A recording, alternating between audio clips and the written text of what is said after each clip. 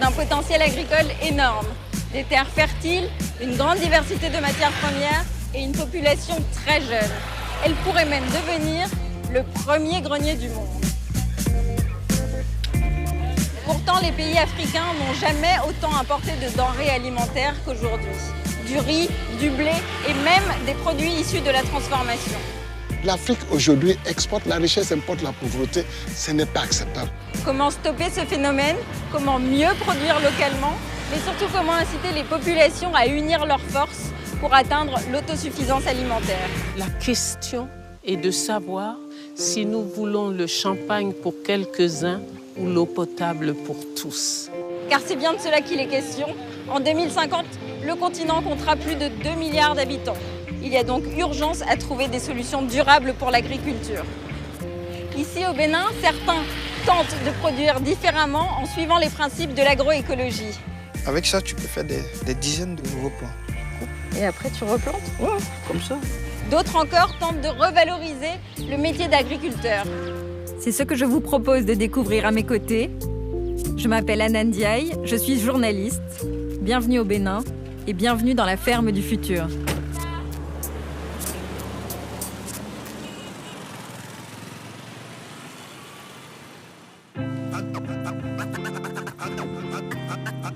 Dès mon arrivée, je décide d'aller poser une question à la jeune génération. Quelle vision les 18-25 ans ont-ils de l'agriculture aujourd'hui? L'université d'Abomey-Calavi accueille plus de 60 000 étudiants au sein de son campus. C'est donc l'endroit tout indiqué pour recueillir leurs avis. Quand je vous dis agriculture, à quoi vous pensez? Spontanément? Ça donne. Ok. Ça donne correctement. Agriculture, ça donne. Nous sommes l'espoir de demain. Parce que sans l'agronomie, on ne peut pas manger. C'est grâce à l'agriculture que ce pays peut vraiment se développer. Puisque nous n'avons pas de l'or, nous n'avons pas de pétrole. Selon la Banque mondiale, l'agriculture contribuerait pour 25% au PIB africain et emploierait plus de 60% de la population active. La jeunesse d'aujourd'hui a la vision dans le bureau, alors qu'au bureau là-bas, on est limité. Quand tu fais l'agronomie, tu finis, tu ne peux pas être au chômage.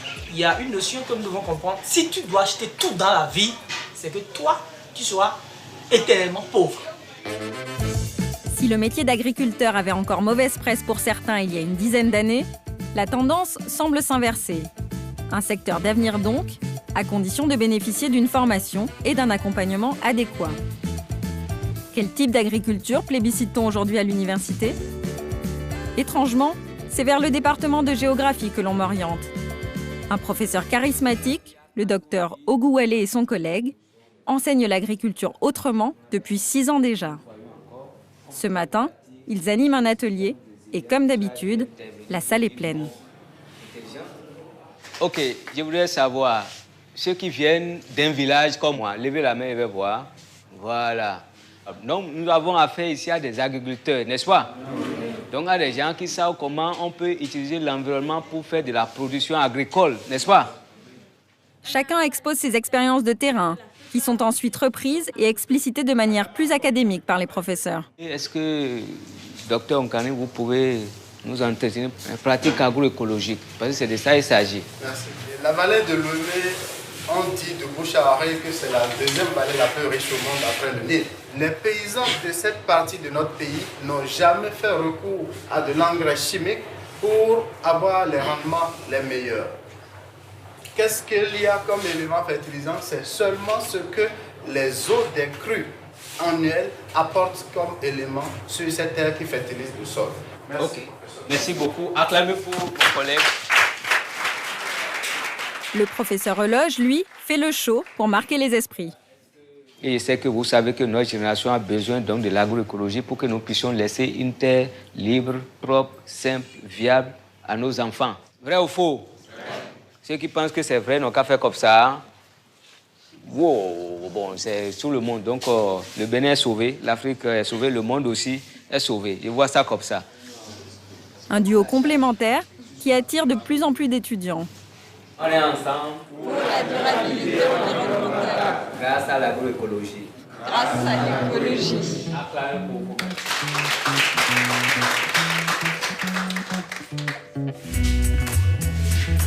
Chaque année, ce ce sont 15 000 jeunes du département de géographie qui sont sensibilisés à l'agriculture durable. J'ai pu voir que vous arrivez quand même à soulever les foules. C'est une manière un peu originale d'enseigner. Ouais. Bon, c'est ce que j'ai appris à faire, franchement, pour les galvaniser. Et j'ai compris qu'ils aiment ça aussi. Je leur montre d'abord qu'ils ont des capacités intrinsèques, que maintenant, moi, je suis venu en tant qu'accompagnateur pour qu'ils puissent élever leur potentiel. C'est aussi simple que ça. Merci beaucoup. Merci. Grâce à sa bonne humeur communicative, il instruit une jeunesse chaque jour plus consciente des enjeux agricoles du continent. On marche au pas de course. Mais une fois diplômé, à quoi aspirent ces étudiants? Alors déjà, moi j'adore votre t-shirt. Ma fac, j'en suis fière. Et vous envisagez de travailler un jour dans l'agriculture ou pas? Oui, exactement, il n'y a pas de problème. C'est parce que là-bas, je vois que c'est un domaine qui donne bien. Sans l'agriculture, rien ne mange. Rien ne mange. C'est le secteur principal. Merci Jean-Baptiste. C'est gentil. Les jeunes en licence ou master passent 1 an aux côtés du professeur Ogoualé. 6 mois de théorie, 6 mois de pratique. Le professeur a même créé un programme expérimental sur le campus pour donner la possibilité à tous ceux qui le souhaitent de renouer avec la terre. Souleymane, ancien élève de Loge, supervise aujourd'hui le site de maraîchage. Le produit du travail des étudiants est ensuite revendu à l'extérieur du campus. Et alors, qu'est-ce qu'on plante ici? Qu'est-ce qu'on produit? Ici, on produit un peu de tout, carottes, laitue, amaranth, grande morelle. Ok, super. Vos principaux clients, c'est qui? C'est d'abord les étudiants, les professeurs. On a aussi ceux qui vendent dans les grands marchés. Donc, eux, ils viennent acheter aussi en gros. Ok. Et ils vont revendre. Ah oui, donc vous produisez quand même une belle quantité. Ça représente... La superficie. Ça impacte aussi. Aujourd'hui, de plus en plus d'étudiants envisagent de produire des fruits et légumes bio. Qui sont ceux qui pensent investir dans la production maraîchère bio? C'est un vivier en fait ici quand même. Hein. Ouais.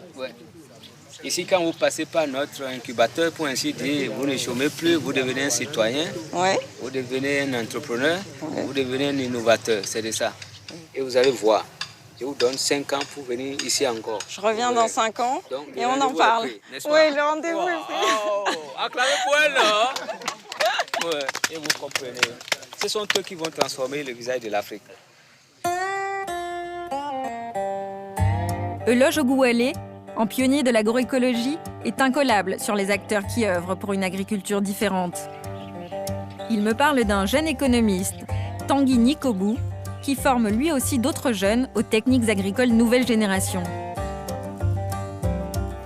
Je pars le rencontrer dans l'une de ses 5 fermes à 40 km de Cotonou.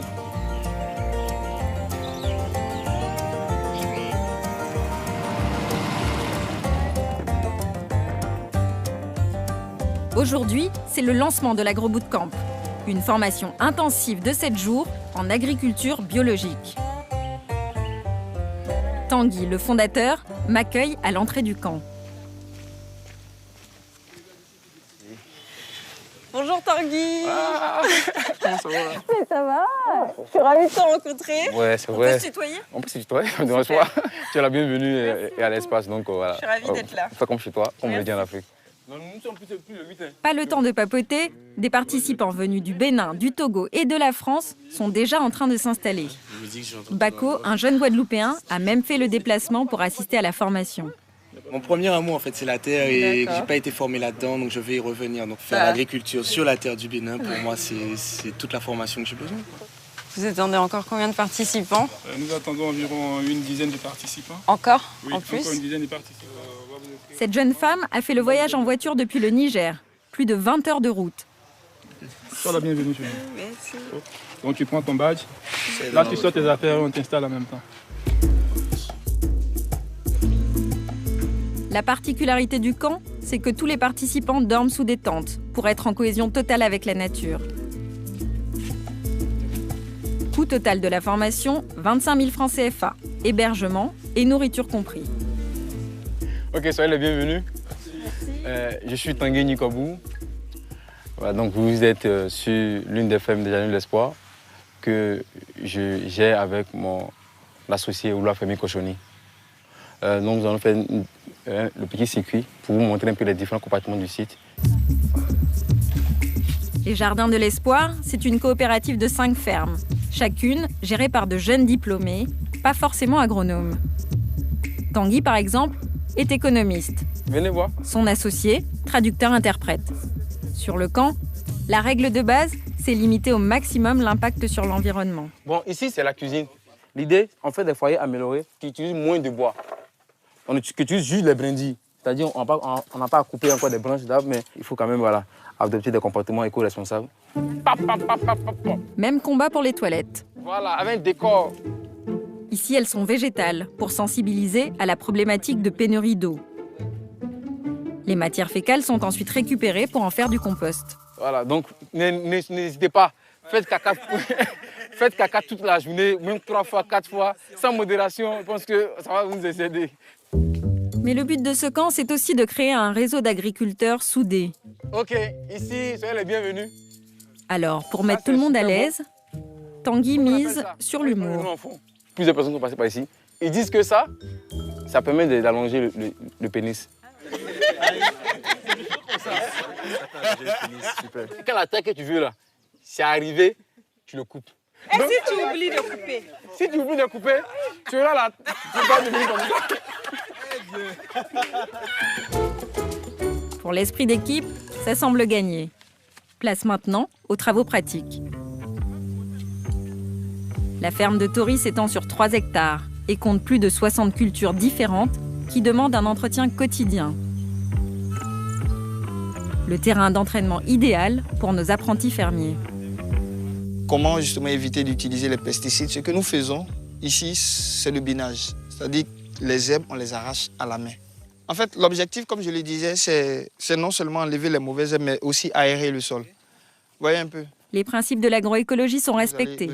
Ni pesticides, ni machines dans le jardin. Une fois qu'on va venir arroser, le contact avec le sol, même si c'est posé... Femi, l'associé de Tanguy, d'ici lui aussi des conseils, ici et là. Avec ça, tu peux faire des dizaines de plants, de nouveaux plants. Tu coupes. Ok, et après tu replantes? Voilà. Là, ici? Ouais. Comme ça. Quand vous voyez tous ces futurs agriculteurs en herbe et cette ferme qui vit, ça vous rend fier? Ah oui, c'est pour ça que nous sommes les Jardins de l'Espoir. Ça donne encore espoir en fait à d'autres jeunes et qui s'intéressent de plus en plus à l'agriculture. Et voilà, ça fait notre fierté quelque part aussi. Voilà. J'utilise contre le palu. Tout s'utilise contre le palu. Vous voyez là? Pour moi, c'est inspirant parce qu'on sent qu'ils ont pris leur temps pour comprendre d'abord la nature, comprendre comment l'écosystème fonctionne. C'est aussi dans cette optique que je suis, ne pas me lancer juste sans savoir comment ça fonctionne vraiment. C'est un parcours inspirant. Tanguy et Femi étaient considérés comme des fous il y a encore 5 ans. Si aujourd'hui leurs 5 fermes tournent à plein régime, les débuts ont été laborieux. Avec tes proches, comment ça s'est passé? J'ai cru comprendre que ça avait quand même pas été facile les débuts. Ouais, au niveau familial, ça n'a pas été facile. Au niveau familial, j'étais mal perçu. Je prends l'exemple de mon petit frère. Il m'a croisé, je suis passé à la maison. Ah, grand frère, la première fois que j'ai vu tu plantais quelque chose là, j'ai vu tout sale. J'ai pleuré pendant 2 jours. Waouh! C'était quoi? C'était de la honte donc, du coup? Ouais, c'était un peu de la honte. Du coup, je vais démontrer que voilà, c'est possible. De vivre dans la terre. Voilà. L'agriculture était le premier métier de l'homme. Et le futur du monde sera encore l'agriculture. Et de voir qu'il y a des jeunes comme toi qui veulent se lancer dans la terre, ça te fait plaisir? Ça te touche? Ouais, ça me touche et je suis content. Parce qu'ici, on comprend que le message est passé. Parce que s'il y a plusieurs personnes qui ont leur propre ferme, je pense que l'Afrique sera autosuffisante. Les 2 associés se sont formés seuls, grâce à Internet, en s'inspirant de méthodes ayant fait leurs preuves auprès d'agriculteurs indiens et colombiens. Depuis 2 ans, forts de leur expérience, ils forment à leur tour d'autres jeunes. Mais existe-t-il une formation agricole reconnue par l'État? La très réputée école de fermiers entrepreneurs Songhai fait parler d'elle dans toute l'Afrique depuis 30 ans. C'est ici, à Porto Novo, qu'est né le modèle Songhai. l'œuvre du frère Godfrey Nzamoujo. Bonjour. Bonjour, soyez les bienvenus. Ça va? Merci. Ok, c'est super. Merci d'être venu. Il y a 33 ans, ce scientifique nigérian fonde la toute première école agricole africaine, un projet visionnaire pour l'époque. Aujourd'hui, il existe plusieurs centres, au Bénin, au Nigeria, au Libéria et bientôt au Mali. Plus qu'une ferme-école, une philosophie. Songhai n'est pas un projet agricole, c'est un projet de société. Quand on regarde le monde aujourd'hui, le regard sur l'Afrique, c'est tellement négatif. L'Afrique aujourd'hui exporte la richesse, importe la pauvreté. On exporte le cacao, le café, le pétrole, mais les matières transformées, on amène en Afrique, vous voyez? C'est ça la raison de notre... Le riz aussi. Le riz, la même chose. Ce n'est pas acceptable. Donc Songhai est construit pour renverser cette logique de pauvreté. Et on a passé d'une logique de pénurie à une logique d'abondance.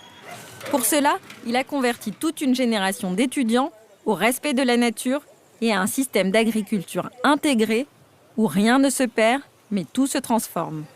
Les possibilités existent. C'est l'homme qui empêche la nature à travailler. Que ce nous sommes vraiment des sages-femmes qui comprennent le rythme de la nature, on l'accompagne. On écoute. On écoute. On accompagne au lieu de s'opposer. C'est ça la solution aujourd'hui. Partager cette nouvelle. Parce qu'au fur et à mesure qu'on se convertit, le monde est changé. Le message semble passer, car chaque année, 1600 étudiants en provenance du Bénin et du reste de l'Afrique sont formés au centre Songhai. Le pari, répliquer ensuite le modèle dans leur pays d'origine. Pour cela, la formation est basée essentiellement sur la pratique. On vient avant tout apprendre un métier. Élevage, culture de fruits et légumes et même boulangerie. Une étudiante s'est portée volontaire pour me servir de guide au sein du campus. Je retrouve Christelle à la section boulangerie-pâtisserie où elle travaille ce matin. Bonjour. Bonjour. Donc tout ça, là, c'est fait à partir des produits de la ferme? Bien sûr. Ok. Qu'est-ce qu'il y a dedans? Dans ce pain, on a eu à incorporer le curcuma. Le curcuma qui soigne les problèmes de tumeur. Les élèves confectionnent tous les pains et viennoiseries du campus. Une activité très méticuleuse. J'ai le droit de goûter un petit bout? Bien ou sûr, pas? allez-y. Oh. Bah c'est bon. C'est plutôt sucré. Pour les jeunes béninois comme Christelle, la scolarité est gratuite et les frais d'hébergement et de restauration sont entièrement pris en charge par l'école. En 2 ans et demi, elle sera formée à toutes les étapes du processus agricole et recevra un diplôme de technicienne reconnu par l'État. Je termine dans 3 mois. Et la suite, c'est quoi? La suite, c'est que j'aille m'installer sur ma ferme et appliquer ce que j'ai appris ici. Christelle s'est spécialisée dans la transformation agroalimentaire et cosmétique. À Songhai, on nous apprend à donner une valeur ajoutée à notre produit avant de le mettre sur le marché. D'accord. Et alors la valeur ajoutée, c'est quoi? C'est le petit curcuma dont tu me parlais tout à l'heure. Exact. C'est-à-dire de le transformer, quoi. Il ne suffit pas seulement de produire. Tous les produits fabriqués par les étudiants sont directement vendus dans le supermarché du campus, dans une logique de circuit court. Ah ouais. Là, c'était le pain que nous étions en train de fabriquer là. Celui-ci, là? Oui, celui-ci. Ah oui, il y a même un petit emballage. C'est fait ici, ça? Oui, tout est fait ici. Et alors, qui vient acheter ici? Tout le monde. Ceux qui veulent des produits bio, histoire de manger sain.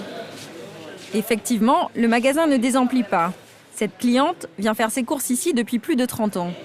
Pourquoi vous Je venez viens ici? ici parce que je sais que c'est du bio. Au moins, je sais ce que je mange. Je ne mange pas du n'importe quoi.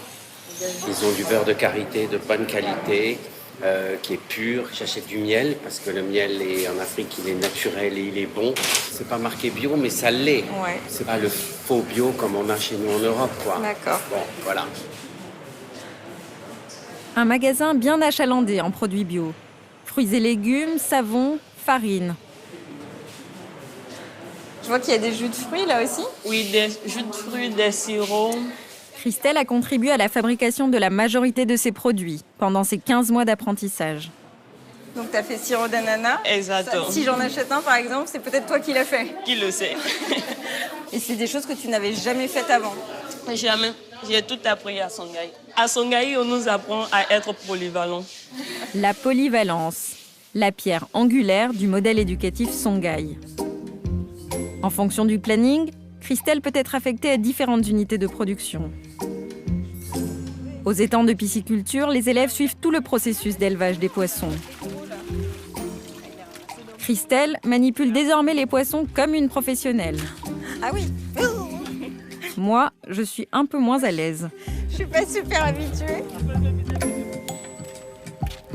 Les poissons sont ensuite directement acheminés au magasin pour y être vendus.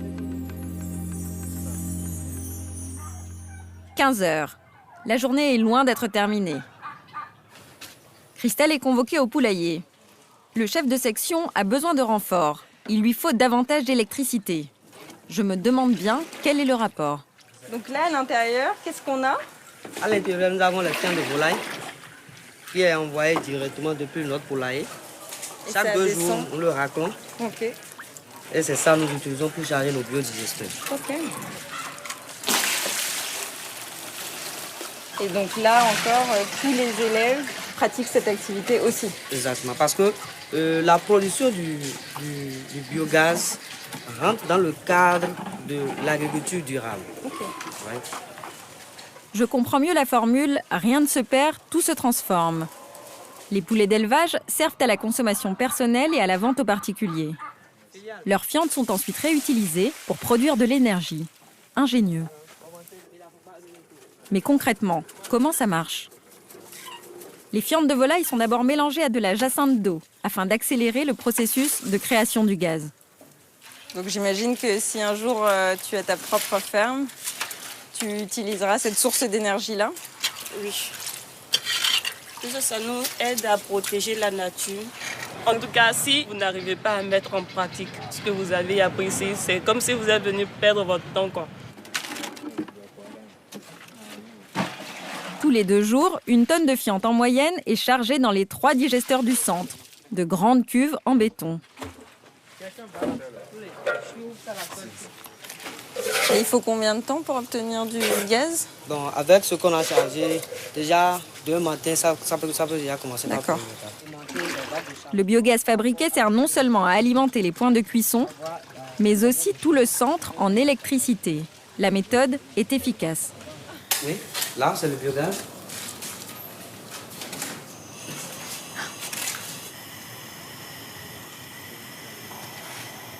Et ça alimente une pièce en éclairage? 2 mètres carrés.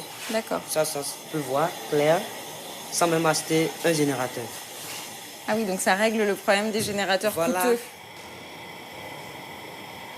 Et si c'était cela, finalement, la ferme du futur?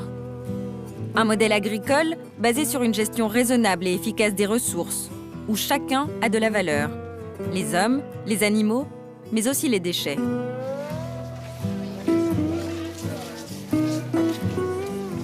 Je suis vraiment impressionnée par toutes les compétences acquises par Christelle en seulement 15 mois. Du haut de ses 21 ans, elle ferait presque figure d'exception. Sur 900 élèves béninois, on ne dénombre que 60 filles. Et alors j'ai vu que vous étiez quelques jeunes filles ici à étudier. Comment c'est perçu en fait par la famille? Au début, c'est difficile. Ouais. Ils te découragent d'abord. Mais quand toi-même tu as la passion pour ce que tu fais et du jour au lendemain, ils voient que tu as de l'évolution, tu commences par les épater, alors ils te soutiennent après. Est-ce qu'il y a de plus en plus de femmes qui veulent devenir agricultrices en Afrique? Aujourd'hui, en Afrique, c'est difficile. Parce que pour eux, ce sont les hommes qui doivent travailler la terre. Avoir des filles passionnées dans l'agriculture, ce n'est pas un bon nombre quand même. Il y a beaucoup plus de femmes. Une fois sur le toit d'un homme, l'homme va leur donner à manger et tout ça. Là. Mais la vie d'aujourd'hui, ce n'est pas comme ça. Donc en fait, pas de regret d'avoir fait Songhai? Pas du tout. Pas du tout. Je peux te faire la bise? Oui, avec plaisir. Merci, Christelle. Christelle fait partie de cette nouvelle génération de fermiers pluridisciplinaires qui, une fois diplômés, sont assurés d'exercer un métier immédiatement. Et pour certains, il s'agit d'une reconversion radicale.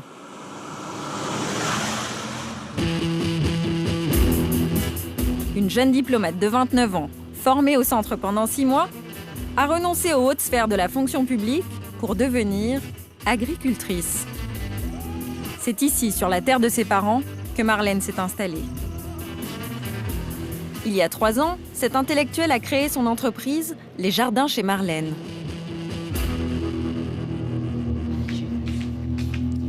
Sa valeur ajoutée, c'est la livraison à domicile. Ce matin, elle prépare la commande hebdomadaire d'un client. Marlène? Oui, Anna, je suis là. Bonjour. Ça va? Ça va. Et toi? Ouais, ça va, je suis bien arrivée. Je suis contente que tu sois là. Bon, bah alors là, tu es en plein travail. Oui, c'est pour des livraisons. Oui. Nous, c'est vraiment un choix parce qu'on veut être plus proche de la clientèle. C'est très important de pouvoir parler soi-même aux clients pour qu'ils sachent d'où viennent ces légumes. Et alors, quels sont les légumes que vos clients préfèrent? Sans hésiter, c'est la tomate et la carotte, les best-sellers en tête de liste. Et puis, on essaie d'introduire de nouvelles choses, comme le manioc et la patate douce, par exemple, qu'on ne retrouverait pas forcément dans un jardin maraîcher commun. Parce que pour faire goûter. Pour faire goûter. L'idée, c'est vraiment que les gens aient la possibilité de varier l'alimentation. Il reste encore à récolter des feuilles de chou kale, un légume ancien que Marlène essaye de remettre au goût du jour. J'aime beaucoup insister sur les valeurs nutritives du chou kale. C'est vraiment comme un mélange de vitamines et de sels minéraux, calcium, bêta-carotène, potassium, magnésium, enfin tout ça. En seulement 3 ans, Marlène a transformé ce champ de brousse en une ferme d'1 hectare, fertile et verdoyante. Elle emploie 3 salariés et produit 3 tonnes de légumes par an. Mais elle reste encore une exception dans ce milieu agricole masculin. C'est rare d'avoir des femmes qui tiennent des exploitations agricoles? Oui. Et pour donner un exemple, j'ai reçu un stagiaire qui il avait le choix parmi tant d'autres sites pour faire son stage.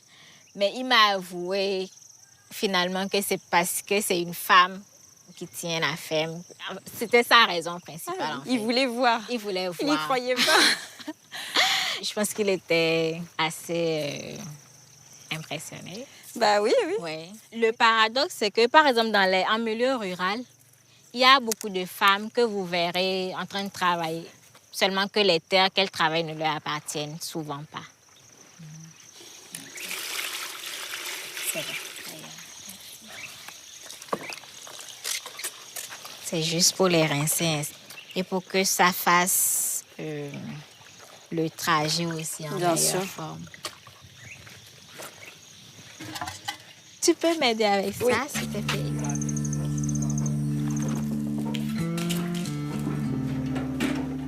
Marlène attache beaucoup de soin aux finitions. Tout doit être joli et bien présenté. Des paniers frais, beaux et livrés personnellement à domicile, du jamais vu au Bénin. Marlène ne compte encore qu'une 30aine de clients réguliers abonnés à ce service. Mais ce n'est qu'un début. Ce que j'ai fait en 3 ans, c'est quand même impressionnant pour beaucoup de personnes. Parce que j'étais une fille vraiment de la ville. Quand on était enfant ou plus jeune, je n'aimais pas venir à la ferme parce que quand on venait à la ferme avec les parents, c'était travaux maïs et le maïs ça grattait. Enfin, tout ça, c'est pas mon monde du tout. L'une des choses que je tiens à prouver aujourd'hui, c'est que je peux vivre de ça et je veux vivre de ça uniquement. Je prends le panier, Marlène? Oui. Oh.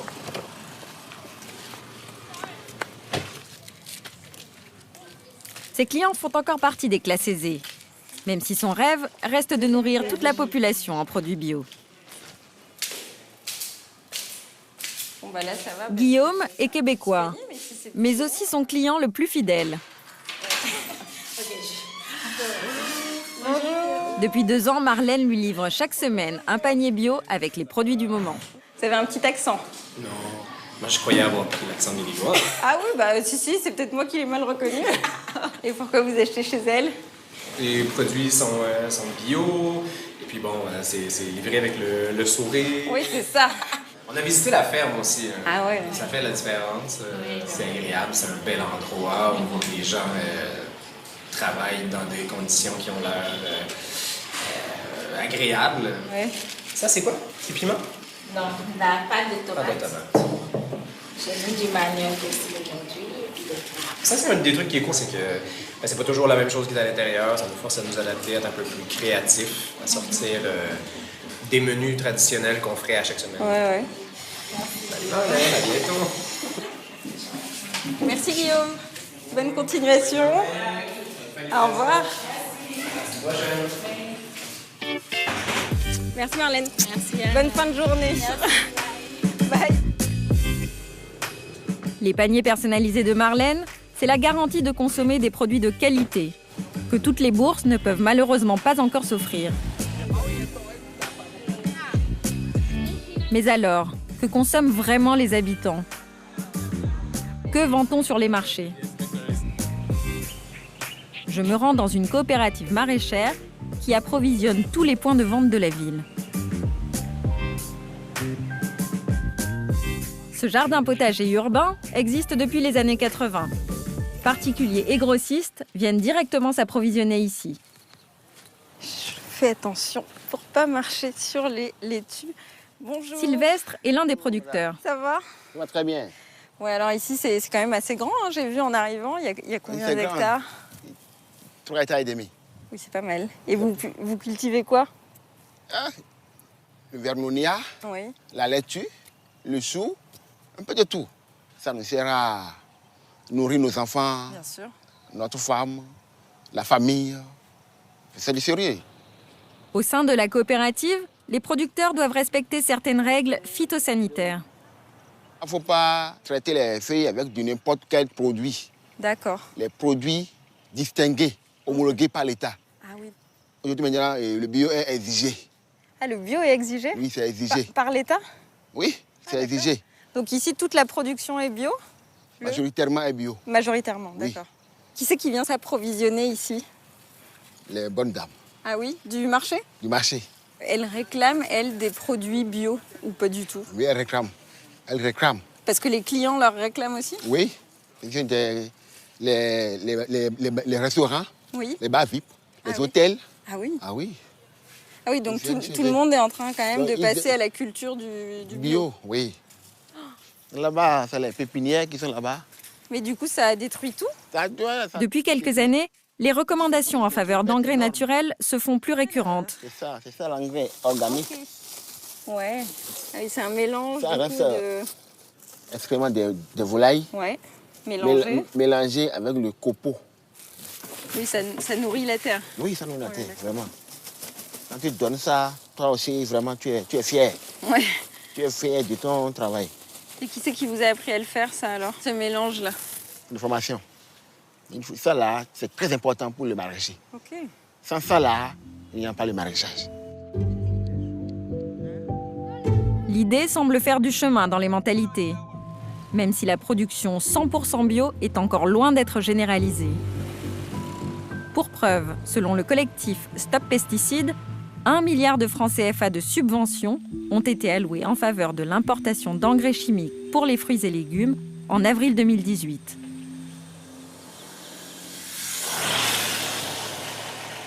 Mais des solutions innovantes existent désormais. J'ai rendez-vous dans le village de Ninzita, à 2 heures de Cotonou, avec un jeune chef d'entreprise. Il fabrique des engrais et pesticides 100% naturels.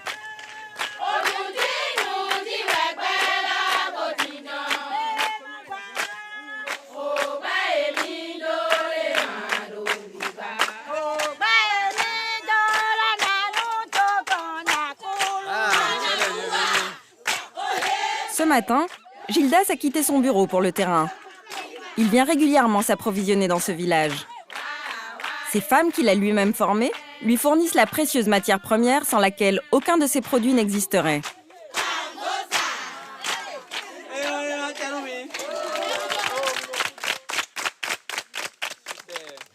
Et quel accueil! Dans le village, c'est la solidarité, c'est la joie et c'est comme ça. Ah oui, mais là, il y a une énergie, un enthousiasme. Moi, ça me donnait presque envie de danser. Vraiment, moi-même, là, je suis souvent tentée. Hein. Et alors, toutes ces femmes, vous les connaissez depuis longtemps? Mais ça fait 3 ans seulement qu'on a commencé avec les dames qui sont ici. Nous travaillons avec les femmes rurales. D'accord. Pour lutter contre l'exode rural, Gildas a déjà formé 1200 femmes à la collecte des graines de Nîmes dans plusieurs localités du pays. Pas besoin de les décrocher, les graines tombent toutes seules des arbres. C'est un arbre qu'on trouve partout? Partout au Bénin. On appelle ça l'arbre de Nîmes. Ok. Autrement dit, c'est le magousier. Parce que c'est un arbre d'origine asiatique. On trouve ça au Togo, au Mali, au Burkina, en Côte d'Ivoire. Ok. Je peux regarder de plus près? Ça, c'est les graines. Donc quand elle ramasse là, elle enlève les pulpes. D'accord. Elle l'enlève déjà au ramassage? Oui, au ramassage. Ok. Voilà. Donc c'est à base de cette graine que nous fabriquons tout ce que nous faisons. Okay. Que ce soit les engrais biologiques, que ce soit les biopesticides, c'est avec cette graine-là. D'accord. Donc elle a des usages incalculables. Ailleurs, on l'appelle même l'arbre magique. C'est vrai? C'est magnifique. Ça a trop de vertus.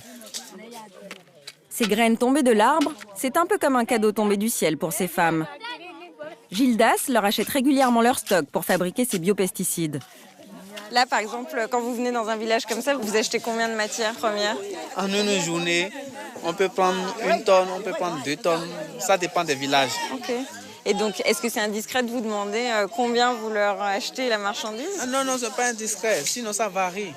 125 jusqu'à 200 francs le kilo. Le kilo. Okay. 1 tonne de graines par jour, c'est 200 000 francs CFA à se répartir entre elles. Une coquette somme. Mais là,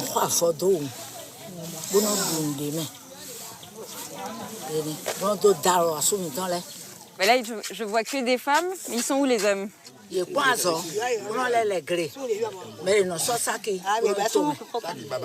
Et chacune donc peut subvenir aux besoins de sa famille.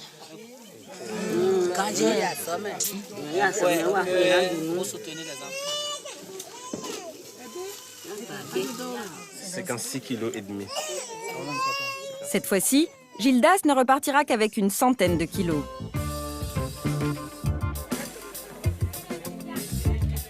Les graines sont ensuite acheminées jusqu'à l'usine de Biophyto, à une 60aine de kilomètres du village.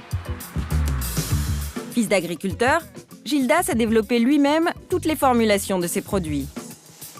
Mais quelle est donc sa recette de fabrication?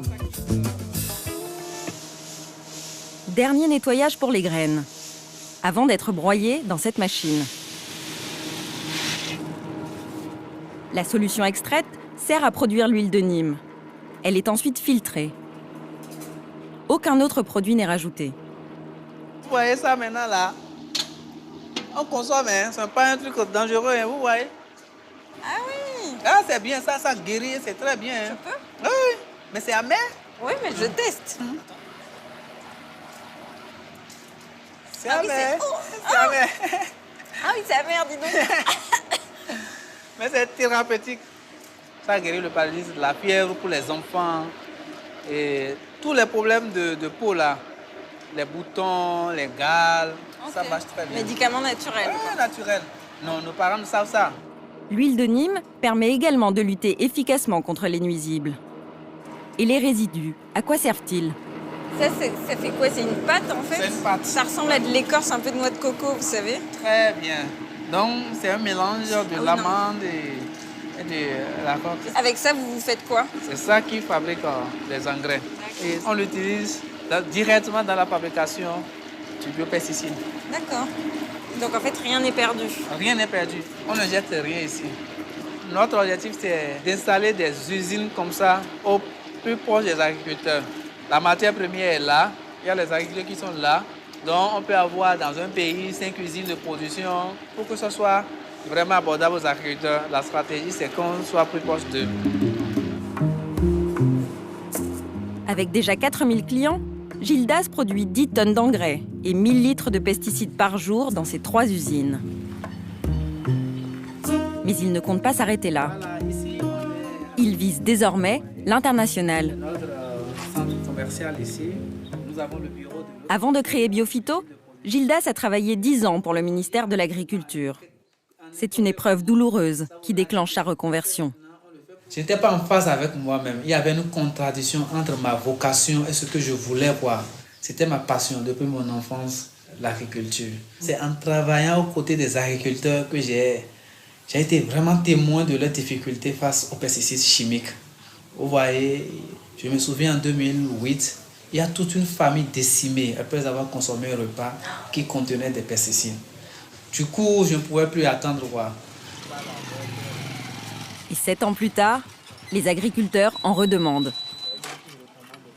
Marc est producteur d'ananas et passe tous les 15 jours à la boutique. Je vais prendre 2 sacs de bio petit et un sac d'agro bio. Ça fait 30 000 francs. Oh oui. Et alors, pourquoi vous venez acheter cet engrais-là plutôt qu'un autre? Oh non, en fait, moi, j'avais eu à utiliser des engrais chimiques. Oui. Mais il y a eu une diminution nette du rendement. Et ça, je vous assure, il y a eu une nette amélioration. Et alors, en termes de prix, est-ce qu'il y a une différence? Une nette différence. Par exemple, moi, je prends le sac de 50 kg à 10 000 francs. Oui. Par contre, les engrais chimiques, je vous assure, quelquefois à 15 000 à 16 000 francs. Et ça a moins de coût d'abord. Et ça répond à mes critères. On peut faire consommer Made in Bénin.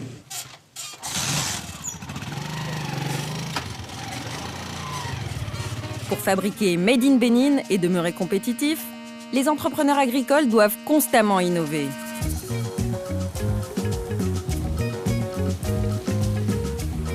Je retrouve Tanguy, le fondateur de l'Agro-Bootcamp, en ville. Il a fait le choix de faire produire localement. Ce matin, il vient récupérer des outils chez son artisan. Mais pas n'importe lesquels. Des outils respectueux des sols, comme le préconise l'agroécologie. Ça va bien? Ça va bien? Bonjour. Bonjour. Bon, tu es encore sur mes outils là? Oui. On va vérifier. Tanguy travaille depuis 2 ans avec ce soudeur local. Fabriquer ses outils en Afrique, c'est aussi être chaque jour plus autonome. Ok, je pense que c'est super bon. À chaque fois, pour n'importe quel outil, on montre le modèle et puis on leur dit, on a tel outil, est-ce que vous pouvez faire celui-là? Nous, on ne sait pas souder, c'est eux les maîtres de la soudure, mais nous, on sait comment utiliser nos outils. Nous, on connaît les outils qu'on a besoin. Et ça, avant, tu l'achetais en Europe? Oui, ça, en général, avant, on achetait en Europe, on commandait en Europe. Ça nous a coûté 90 €, le moins cher. Mais ici, déjà, vous pouvez l'avoir à moitié prix déjà. D'accord. Et voilà, c'est une très belle économie déjà. Ça, c'est Petite Binette. Ça, on achetait en Europe ou bien dans les supermarchés, mais aujourd'hui, avec ces artisans-là, c'est encore plus solide parce qu'ici, ils mettent une bonne qualité de fer. Là, ça, c'est la fouche, une très grande fouche. Ça permet d'arrayer les sols. Et puis, ça permet aussi de tracer les lignes au cas où vous voulez s'aimer. Bon, il est vraiment très pratique. Le costaud, l'idée, c'est de faire des outils qui soient durables. Pas des outils de 2-3 jours, mais des outils qui vont faire peut-être 3 ans, 4 ans avec toi. Donc, c'est un peu cela. Okay. Maintenant, pour savoir s'il a bien réussi ou pas, là, on va tester dans la ferme. Et une fois qu'on va tester, on lui dira si c'est bon ou pas. Quoi. Okay. Voilà. Ça vous a pris combien de temps là, pour faire tous ces outils? Au moins 10 jours, 15 jours pour finir tout ça. Et Tanguy, c'est un bon client? Oui, c'est un bon client. un bon ami aussi. Il vient souvent? Oui, très souvent. Je suis très content de faire ça. Une collaboration positive pour les 2 hommes. Cet artisan sait fabriquer des outils qu'il peut désormais revendre à d'autres agriculteurs. Merci beaucoup. On s'appelle. À la prochaine. On ramène tout ça du coup à Tori. Oui, on va tout ça à Tori. Tanguy, lui, a des outils sur mesure, à moindre coût. Ok, à la prochaine.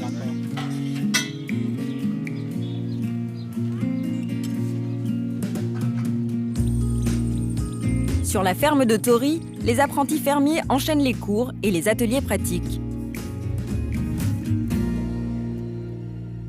Rassemblement, tout le monde!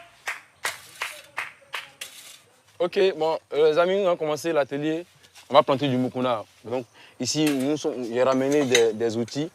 Donc, nous allons faire des binômes. Et chaque binôme aura une binette.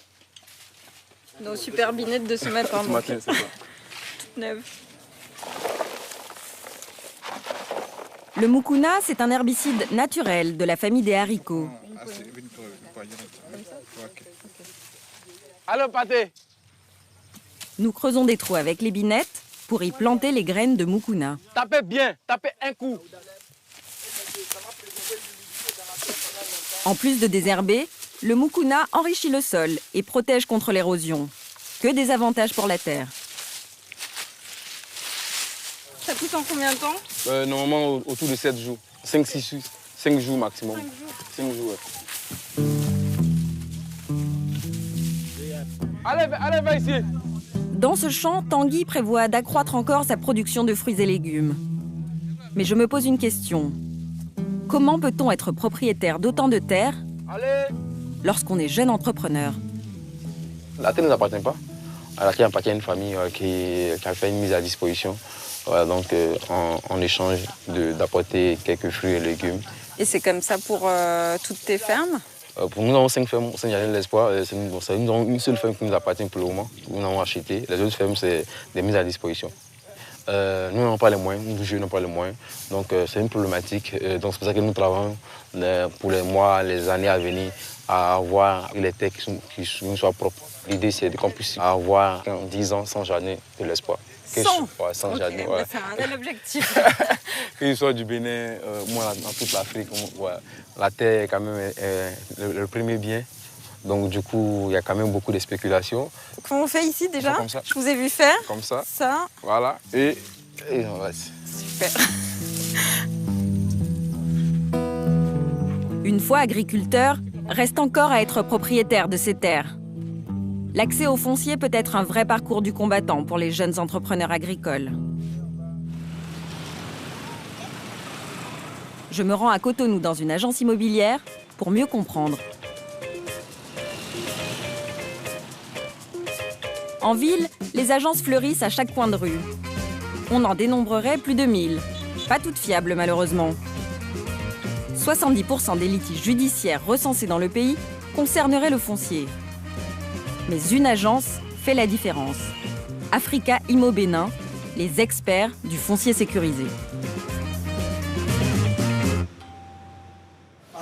Bonjour. J'ai rendez-vous avec le directeur commercial. Et vous? Ça va très bien.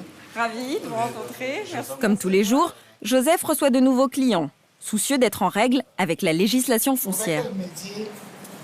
Pour les formalités d'obtention du titre de propriété. Cette femme vient pour ses parents. Ils détiennent une parcelle, mais n'ont jamais eu de titre de propriété. On doit soumettre ça à notre géomètre pour qu'il puisse aller sur le terrain pour voir si c'est conforme. Le plus souvent aujourd'hui, quand on va sur le terrain, on voit qu'il y a asymétrie d'informations. Donc, du coup, il faut reprendre. On ira maintenant vérifier ces reçus-là auprès de l'administration locale.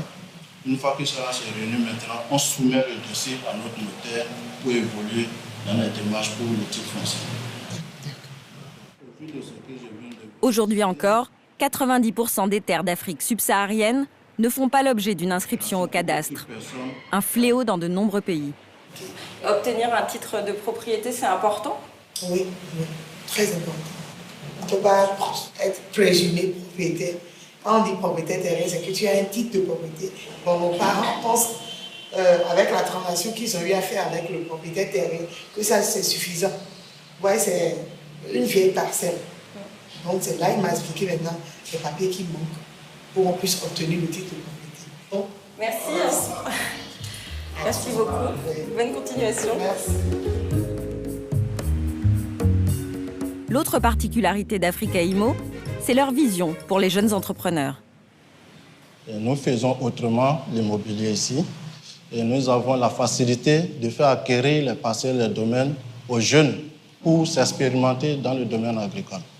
On les accompagne en leur permettant, n'est-ce pas, d'acheter à crédit. On ne fait pas de prêt d'argent. D'accord. Voilà. Mais on leur permet, n'est-ce pas, d'avoir accès aux fonciers pour pouvoir exercer leurs activités. Et une fois qu'ils commencent à le faire, on peut attendre première récolte, deuxième récolte pour qu'ils puissent commencer à venir, n'est-ce pas, solder le reste. Parce que c'est notre manière de les aider, de les encourager. Vous voyez? Alors c'est presque plus de la philanthropie. Et c'est ça même qui nous a motivés, n'est-ce pas, à asseoir cette entreprise. Parce que le problème se fait sentir. Des gens ont des milliers d'hectares qui ne sont pas exploités. Par contre, il y a des paysans, des jeunes, qui veulent exploiter. Donc, il faut quelqu'un qui sert d'intermédiaire, n'est-ce pas, pour négocier, quitte à ce que les gens puissent avoir accès à ces domaines. Valoriser les jeunes et l'agriculture, une petite révolution dans le secteur immobilier africain. Plus largement, si l'on en croit les statistiques, les marchés de l'agriculture et de l'agroalimentaire en Afrique pourraient dépasser 1 000 milliards de dollars à l'horizon 2030. Certains avaient déjà pressenti ce retour à la terre bien avant les autres. Une école élémentaire alternative enseigne l'agroécologie depuis déjà 20 ans. Ecolodja se trouve en plein cœur d'une nature luxuriante, à 50 km de Cotonou. L'école est tenue par un couple d'Antillais atypiques, Père et Mère Dja. En 1997, ils ont entrepris un voyage retour sur la terre de leurs ancêtres depuis la Guadeloupe, pour y construire cette école d'un autre genre. Bonjour. Bonjour Mère Dja. Je vous salue. Enchantée. Chez nous. Ah oui, comment on fait ici? À Santé Tedja. À Santé Tedja. Et bonne arrivée. Merci beaucoup. De vous voir. Offrir le droit à l'éducation aux enfants des milieux défavorisés du secteur rural, c'est la mission des Dja. La force, c'est que l'école est intégrée à la nature. Parce que pour nous, l'école, sa première mission serait de nous apprendre à vivre en harmonie avec nous-mêmes, avec la nature, avec son prochain. L'Afrique est riche de la nature. Mais avec la vision qu'on donne tout le temps, c'est que tout doit se passer dans les villes. Les enfants, au début, si tu leur demandais qu'est-ce que fait ton père, ils disaient il n'est que paysan, comme si c'était un. Il y avait un peu une gêne. Déjà, oui. Vous voyez. Et ça, on a vraiment travaillé à renverser cela, à leur faire prendre conscience que le paysan est le bienfaiteur de l'humanité. On mange tous les jours, nous tous. 60 enfants issus des zones rurales alentours sont répartis en 3 classes du CIOCM2 et bénéficient d'une scolarité gratuite, reconnue par le ministère de l'Éducation nationale. Et ici, vous respectez le programme béninois, auquel vous ajoutez quelques matières complémentaires. Absolument, ils apprennent l'histoire panafricaine parce qu'ils doivent savoir que l'Afrique a vraiment apporté une contribution considérable au patrimoine de l'humanité. Et ça, ce n'est pas dans les livres. On ne le dit pas. Et je me dis, c'est dès la maternelle, dès l'enfance, qu'on doit redonner confiance à l'être en lui-même, savoir que les humains sont à égalité. Ici, les enfants reçoivent un enseignement en agroécologie, artisanat utilitaire et histoire panafricaine pendant toute leur scolarité.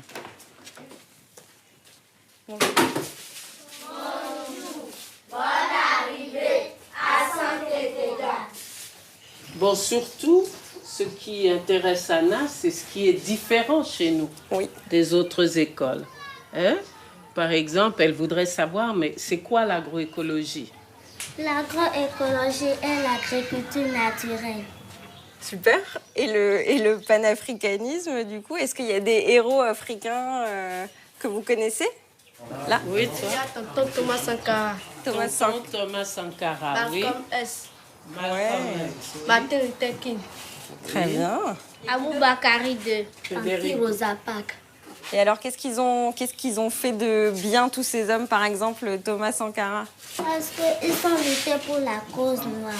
Ils ont lutté pour la cause noire. Et donc ça, ce sont des choses qu'on n'apprend pas dans le programme béninois? Non, ça c'est le programme d'Ecolodja. Ok.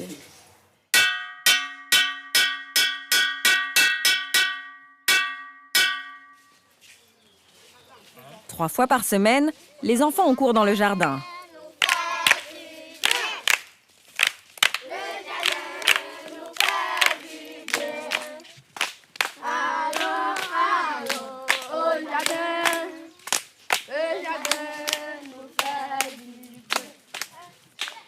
Ce matin, c'est au tour des CM1, CM2.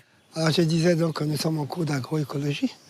Hein, l'agroécologie, donc, c'est tout un retour au naturel des enfants. Donc, voilà pourquoi, ici, aujourd'hui, on ne se sert que des choses naturelles. On va préparer des bacs et on va mettre tout en pré-pépinière. Les activités pratiques sont adaptées en fonction de l'âge des enfants. Pour les grands, ce sera plantation de piments. Les cahiers ici, ce sont des bacs de terre. Ils les remplissent d'abord de paille et de compost pour enrichir la terre. Les enfants doivent y apporter le même soin qu'à leur copie en salle de classe. C'est là, il faut faire naître la vie dans la terre. Là. Les bacs sont ensuite arrosés. Le 2 doigts là comme ça, c'est là qu'on va verser de l'eau, l'eau va venir dormir là. Et ça va bien pour eux, d'accord? Voilà. Puis les plants de piment transplantés. Est-ce que tu peux me montrer comment tu fais? Parce que moi, j'ai jamais planté ça. Comme ça. Avec 2 mains. Ah, les 2 mains. Je peux essayer? Oui. Donc ça, je mets là? Oui. Comme ça à l'intérieur. Et après, je pince? Oui. Comme ça? Oui. Et après, c'est tout? Oui. Ok. Bon, si ça pousse, vous me direz. Hein. Si j'ai bien travaillé. Ils sont conscients que ce qu'ils ont planté eux-mêmes, voilà, c'est ce qui va les nourrir ensuite, ouais, et qui va renourrir la terre. Voilà, exactement. C'est ça le concept. Okay. Hein, c'est une agriculture intégrée et cyclique et autonome, où on emprunte, hein, mais disons, nous régénérons beaucoup.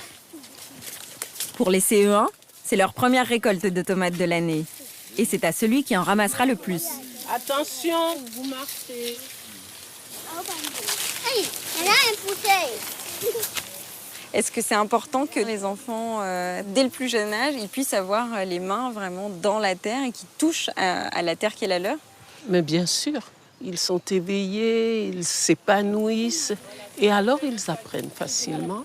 Et aux examens, pourtant qui sont des examens nationaux, ils réussissent. Est-ce que vous pensez que l'agriculture, aujourd'hui, peut empêcher l'exode de nombreux Africains vers l'Europe? C'est possible parce que l'agroécologie, c'est aussi une autre approche de la vie et du rapport à l'argent. Et ça me renvoie aussi à une parole de Thomas Sankara et qui a dit « La question est de savoir si nous voulons le champagne pour quelques-uns ou l'eau potable pour tous ».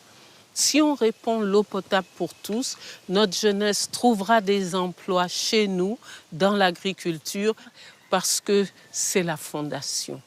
Et pour bâtir un édifice solide, il faut une fondation.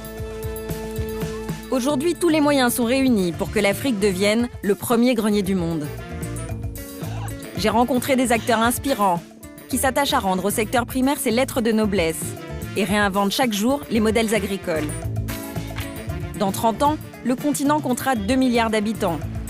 Il y a donc urgence à trouver des solutions durables pour l'avenir.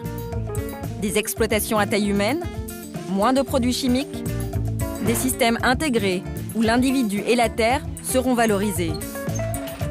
Encore faut-il que les États s'engagent concrètement pour accompagner cette tendance vers une Afrique autosuffisante. En attendant, la nouvelle génération, elle, est prête.